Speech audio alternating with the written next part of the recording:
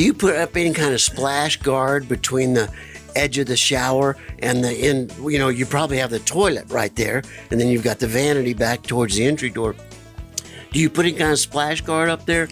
How do you do that and keep it barrier free? Yep, that's always a concern. So that's one of the things I was doing when I was heading over to that VFW is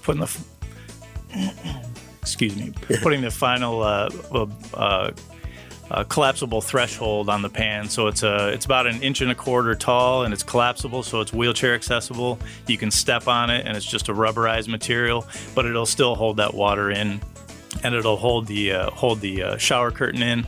And we put clips on the walls for the curtain to lock into, so you're not blowing that shower curtain out and getting the floor wet. Rosie on the house, every Arizona homeowner's best friend.